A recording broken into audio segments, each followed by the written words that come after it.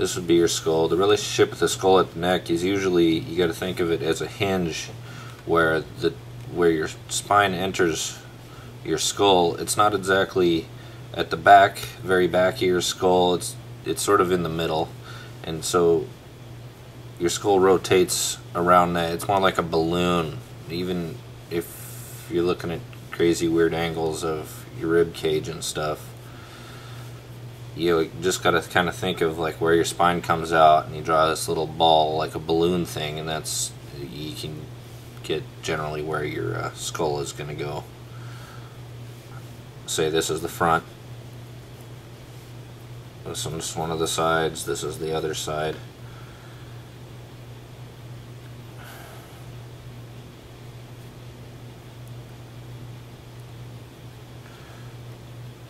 Spine coming in here, this ball, see how it's not at the total back of your skull. So you got to remember thinking three-dimensionally as your head rotates around where you want to put it compared to like your shoulder lines.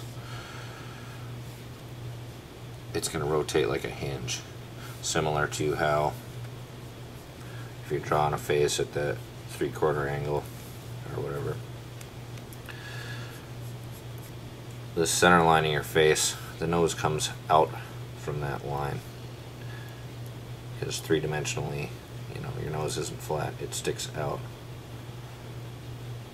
Your face is three-dimensional just like everything else.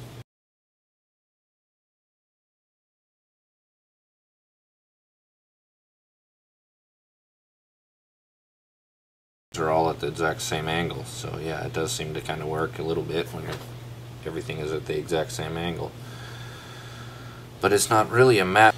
2 dimensions is talking about a plane, like a piece of paper would be just a 2-dimensional plane.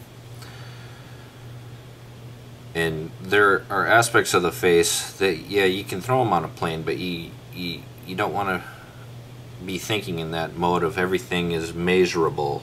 Like you can measure, oh, this distance is going to be exactly this or that according to this face map grid. But yeah, when everything is at the exact same angle here, things work, where the nose is in the same spot, the eyes are in the same spot, eyebrows, ears, all that stuff, because the head isn't tilting back or anything. And these, like 2-dimensionally, these things would change, they'd get closer together, and you always have that symmetry to think about.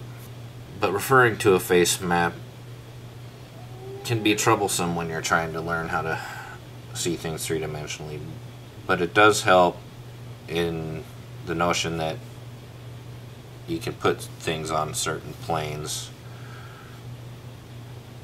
Like this nose is coming out from that flat plane, and the parts of the face that would be on the same plane, you know, like your eyes would be on one plane and your nose comes out from that.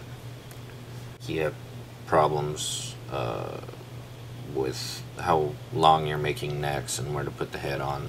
The neck is going to be higher at the rear than the front, and if you think of this plane where the face is, that plane lies further forward, the center of your chest, knowing that there's those different planes that line up, those horizontal or vertical lines. Help yourself see things in 3 dimensions.